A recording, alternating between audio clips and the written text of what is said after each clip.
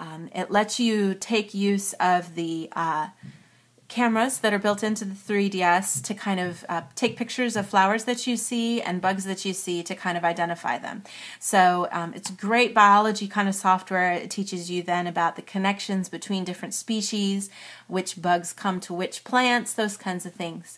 And it also features a really cool thing where if you've inputted where you live here in Japan and what time of year it is, it'll kind of give you this like virtual walking place where you can kind of walk around and see some of these kinds of flowers and bugs in their natural habitat.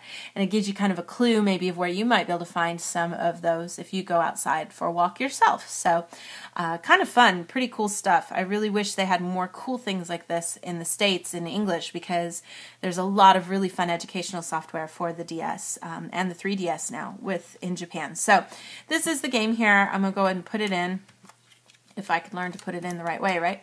Here we go. Now, I don't have an actual flower with me, of course, but I have a picture of a flower, and that works just as well. So I'll show you guys how it works here. But I'll start up everything here. So this is the software here. It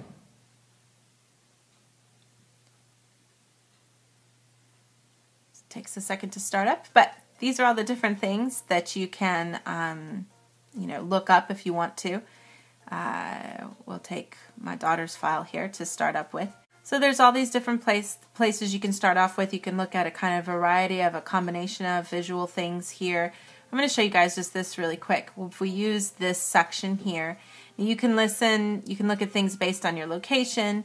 You can listen to the sounds that bugs and animals make, compare that. And then you can also use the flower camera. So I'm going to show you guys how to use the flower camera today. Now, the general rule of thumb is you need a direct shot of a flower, and you need to be able to get it perfectly within the frame of this circle section here. So I'm just going to show you guys here. I have a little kind of silly picture of a cosmos flower. Turn it around here so it's a little bigger. So I'm going to use that to try to hopefully make this work. Let's see if we can do this.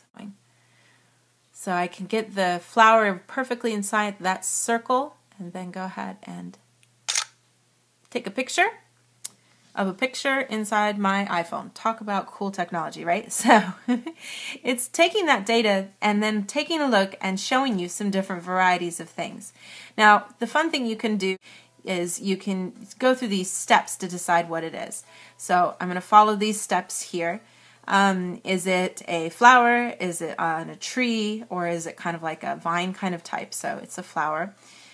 And I go to the next one. And then it asks you if the number of petals are something you can count or if there's too many to count. And I would say probably for a cosmos, let's see here, there's maybe too many to count there. They kind of show in the picture 6, and there's a little more than that. So we could see here and go to the next one. And it's like a lot of flowers here, a lot of petals, like so. Go to the next one. So these are the ones that they tell you it could be. And you can kind of look through the pictures and see if it happens to match. This might be the reason why it's having a hard time. It thinks it's February and it's not. So let's make it here in October or November and see if it comes up then. Cosmos? There it is. There, we found it. We just had to make sure to show the right month. So you can see that that's the Cosmos one. This is it. And then here it'll show you all sorts of cool stuff about it. You can see a 3D version of the flower here. Kind of cool.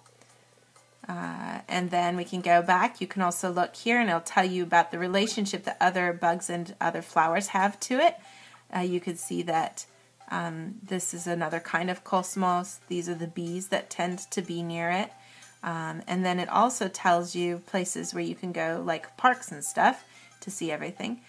And here you can see all the information that it tells you about all the cool stuff about the cosmos flower. So pretty cool stuff that you can do here.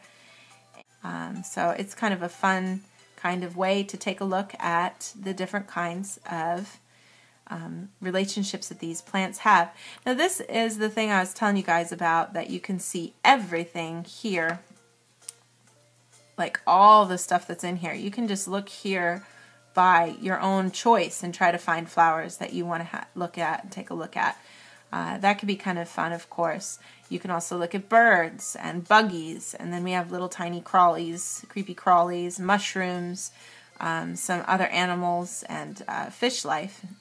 So kind of a fun way to take a look at everything different. You can look at it by season. You can look at it by when the flowers are in bloom, those kinds of things. But names, you can search by things by name too.